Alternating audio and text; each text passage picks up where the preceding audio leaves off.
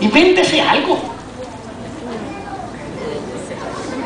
Coja el modelo de Stanley, de los productos de Stanley o de los Heygo, ¿verdad? Anuncio comercial no pagado. Coja los modelos de esta gente que andan por ahí. Oiga, hágase una cenita aunque sea de arroz blanco con habichuelas. Invite a alguien que vaya donde sus vecinos. Invite a alguien que, oiga, necesitamos despertar. Todo el mundo está consciente. Todas las iglesias se pasan horas semanales orando a Dios por este país. Oiga, y yo les voy a decir con toda honradez, orar es extraordinario. Yo creo en la oración, pero a mí me parece que hay momentos en que Dios tiene que parar al pueblo de orar para ponerlo a actuar. Eso fue lo que le dijo a Moisés. Mira, ya no estés orando más. ¿Qué tienes en tu mano? Una vara, úsala. ¿Por qué no te conviertes en el proponente de tu oficina, en el proponente de tu trabajo, en el proponente de tu escuela, en el proponente de tu negocio, en el proponente de tu empresa, en el proponente de la agencia de gobierno? ¿Por qué no te ofreces para ponerte en las manos de Dios y decirle: Dios, allí yo voy a empezar 15 minutos de oración con mis compañeros?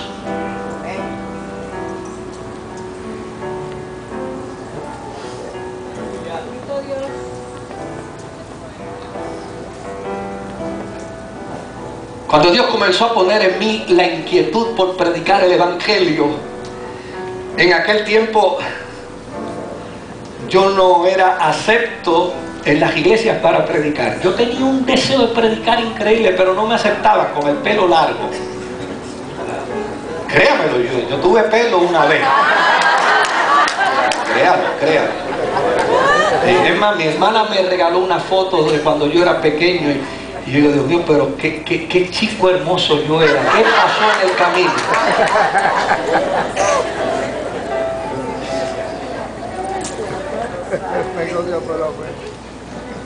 Yo llegué a ir a la iglesia con mi guitarrita a tocar, que no me dejaron tocar. Porque tenía el pelo largo, porque andaba en chancleta, porque tenía un mahón lleno de parcho y porque usaba una camisa large en un cuerpo que pesaba 90 libras. Parecía un espantapájaro. Pero no me invitaban. Pero yo quería. ¿Y sabe qué hice? Decidí irme a las guaguas de la ama.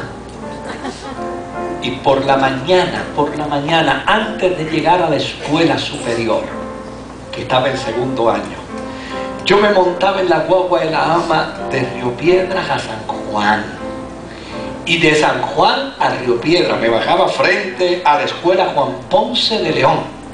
Pero por la mañana, antes de yo llegar a la escuela, ya yo había dado 2 cultos de predicación en las guaguas de la ama. Yo entraba así con aquella camisa espantapájaro, flaco, y le decía al chofer de la guagua: chofer, ¿usted me permite decirle algunas cositas lindas aquí a esta gente? A veces el chofer me decía que sí y yo empezaba a predicar. En otras ocasiones el chofer me decía que no, y cuando el chofer me decía que no, yo le decía a la gente: ¿a ustedes les gustaría que yo les diga algo del amor de Dios? Chofer, ellos dicen que sí. Y no le daba brecha al chofer, empezaba a predicarles ahí mismo. O sea, yo no nací en un púlpito.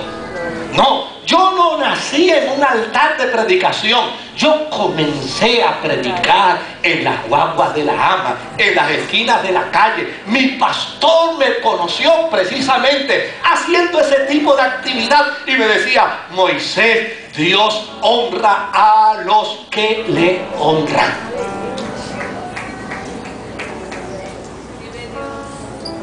Jonás es un personaje interesante.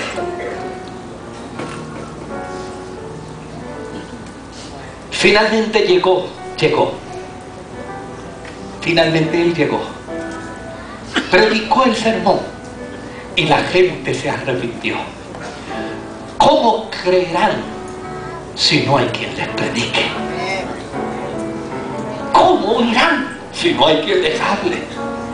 Finalmente la gente hace... Oiga, y lo que me maravilla es que aquella gente, dice la Escritura, que el primer día que creyeron, inmediatamente comenzaron una campaña de ayuno, y allí ayunaron los viejos, las viejas, los jóvenes, las muchachas, los niños, hasta los animales. Ese día no le dieron comida a nadie. Aquí nos vamos a postrar todos y nos vamos a humillar, porque eso es promesa de Dios. Si se humilla el pueblo, Dios responde al pueblo.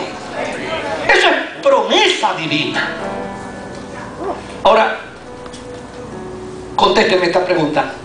Si usted tuviera la oportunidad de predicarle a una nación y una nación completa se convirtiera, ¿cómo usted se sentiría? Pues ¿sabe qué hizo Jonás? Le dio un coraje con Dios terrible. Sucedió lo que yo no quería. ¿Tú ves?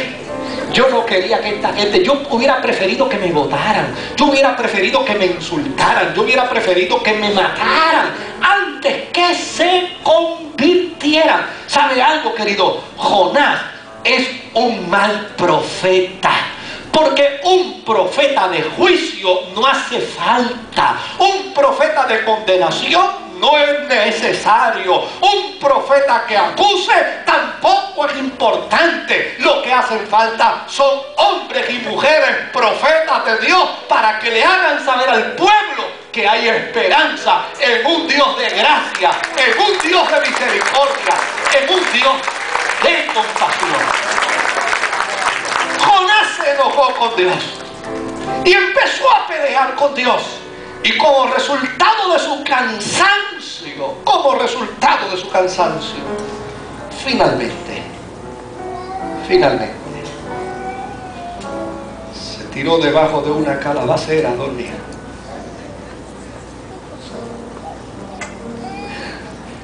Y Dios tiene un sentido del humor extraordinario.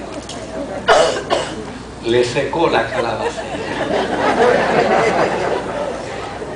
Cuando el sol empezó a castigarlo y él despertó, se dio cuenta que la calabacera se le había secado. Oiga, qué ignorante. Y se enojó con Dios. Y ahí Dios aprovechó para darle la lección. Jonás, ¿cómo te enojas? ¿Cómo te enojas por esta calabacera? Y sin embargo estás enojado conmigo porque yo tuve compasión de esta nación. ¿Sabe, Jonás?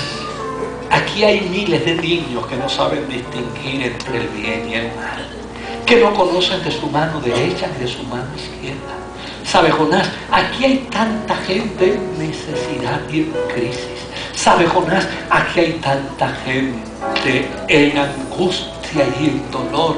¿Cómo es posible que tú te enojes conmigo porque se ha acabado una calabacera, y tengas coraje conmigo porque yo tuve misericordia de más de 1 millón de seres humanos?